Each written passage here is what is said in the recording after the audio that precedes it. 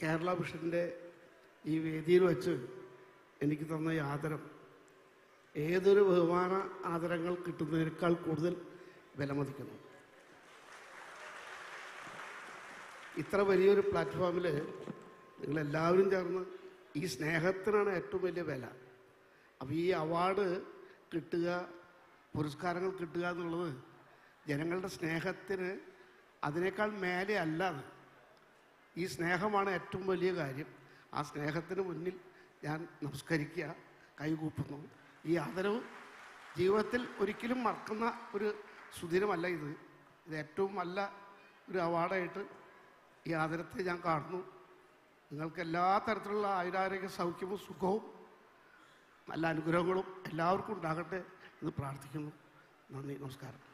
തീർച്ചയായിട്ടും ഞങ്ങൾക്ക് കിട്ടിയ വേറൊരു ഭാഗ്യം എന്ന് പറയുന്നത് കുട്ടേട്ടൻ്റെ ഈ ഒരു സാന്നിധ്യം തന്നെയാണ്. തൃശ്ശൂരിൻ്റെ മണ്ണിൽ ഇത്രയും വലിയൊരു രീതിയിൽ ഒരു അവാർഡ് നൈറ്റ് അരങ്ങേറുമ്പോൾ, അതും കേരള വിഷൻ്റെ അരങ്ങേറുമ്പോൾ എന്താണ് സർ പറയാനുള്ളത്? സന്തോഷം, സന്തോഷം, അതാണ് പറയാനുള്ളത്.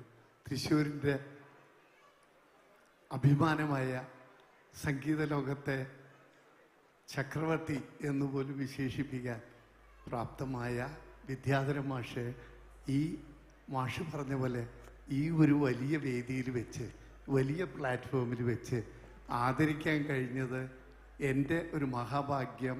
അതെനിക്ക് എൻ്റെ മേളകല നൽകിയ അനുഗ്രഹം മാത്രമാണ്. വിദ്യാധര മാഷും ഞാനും ഒരേ നാട്ടുകാരാണ്.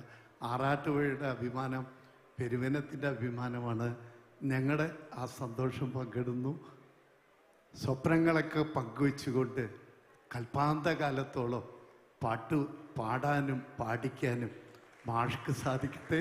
കേരള വിഷന് ഇനിയും പുരസ്കാരങ്ങൾ നൽകി പ്രതിഭകളെ ആദരിക്കാൻ അവസരമുണ്ടാകട്ടെ. ഏവർക്കും നമസ്കാരം, നന്ദി. എന്നാലും കുട്ടേട്ട ഒരു കാര്യം ചോദിക്കുകയാണ്. ഒരുപാട് വർഷത്തെ ഒരു ബന്ധമുണ്ട് നിങ്ങൾ രണ്ടുപേരും എന്ന് ഞങ്ങൾക്കറിയാം. എന്നാലും വിദ്യാധരൻ മാസ്റ്റർ എന്ന് കേൾക്കുമ്പോൾ ആദ്യം മനസ്സിൽ വരുന്ന ഒരു കാര്യം എന്താണ്? ഒരു ഓർമ്മ എന്താണ്? ഇതുവരെ അധികം ഷെയർ ചെയ്തിട്ടില്ലാത്തൊരു ഓർമ്മ. കാരണം ഇപ്പോൾ സംസ്ഥാന അവാർഡ് ജേതാവൊക്കെ ആയിട്ട് നിൽക്കുകയാണ്. സംഗീത സംവിധായകനാണ്, എന്നാലും ഗായകനുള്ള അവാർഡാണ് കിട്ടിയിട്ട് നിൽക്കുന്നത്. സോ ആദ്യം വരുന്നൊരു ഓർമ്മ എന്തായിരിക്കും കുട്ടേട്ട? വിദ്യാധര മാഷെ കാണുമ്പോൾ എല്ലാവരും ഓർക്കുന്നത് കൽപ്പാന്തകാലം തന്നെയാണ്.